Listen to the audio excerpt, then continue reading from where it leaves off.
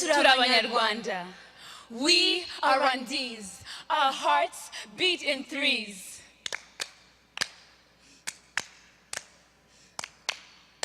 Our identity gives life to the people among our hills. Like the blood that flows within.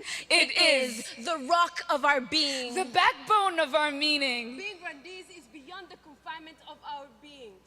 Beyond ethnicity. Beyond our tragic past that people insist on referring to. Asking if we are Hutu. Tutsi. Or twa, yemwe, ndi Umunyarwanda, niki batumvara.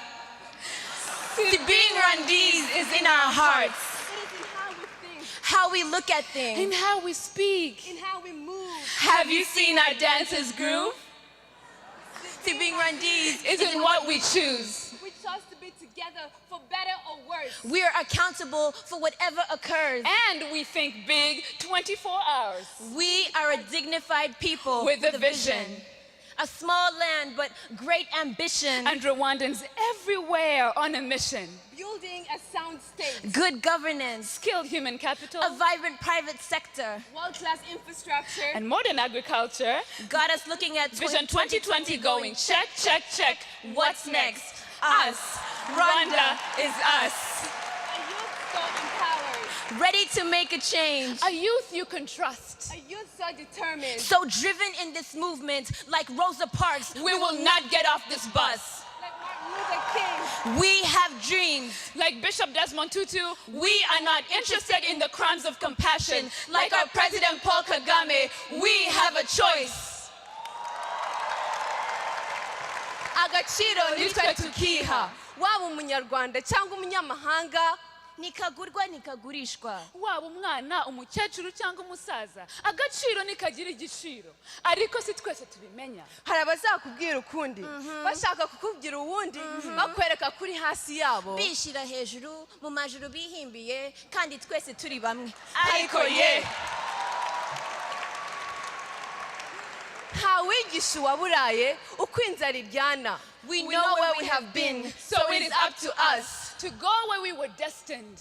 It is our responsibility, our right, To carry the African pride and to do so with grace and elegance and humility for all humanity. Rwanda rwacu ruzira icyaha, wowe dukesha umuco gakondo, nyiri ibirunga, nyiri ibishanga, nibaguhunda amashyuraganje. Turakugendana n'imahanga aho turi hose hakaba i Rwanda, ntawe uzaguhiga mubyeyi, uri ingobyi ibereye Abanyarwanda. Tuzagutaka iteka ryose, tuzaguhunda imbaraga zacu, tuzaguhaza umutekano, tuzagusanganiza ubuvivu, utagira icyaha, utagira icyasha. Ndi Umunyarwanda kugeza nshaje. We were born in a new era Of Nelson Mandela's and Paul Kagame's, African leaders who brought their forefathers' dreams to life And who allow us, the African youth to thrive. Kubw'izo mpamvu twahisemo ubumwe, twahisemo umurimo, twahisemo gukunda igihugu. twese twahisemo guhesha ishema igihugu cyacu. Let our agaciro ignite global dignity.